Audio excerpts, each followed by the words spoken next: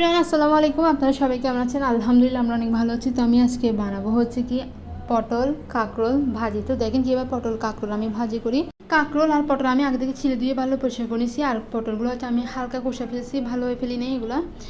তারপর আমি এখানে দিয়ে দিব সবগুলো মশলা। আমি হলুদ গুঁড়ো দিয়ে দিব পরিমাণ মতো, তার মরিচের গুঁড়ো দিয়ে একটু ধনিয়া গুঁড়ো, একটু জিরা গুঁড়ো দিয়ে একটু লবণ দিয়ে একটু ভালো করে মেখে নিয়েছি। তো দেখতেছেন আর পটল আর কাঁকরোল আমি একদম ভালো করে মশলার সাথে ভালো করে মিক্স করে নিয়েছি।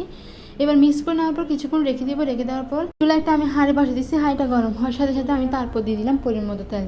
তো তেল দেওয়ার পর পরিমাণ মতো তেল যখন সামান্য গরম হয়ে যাবে তখন আমি দিয়ে দিব সবগুলা কাঁকরোল।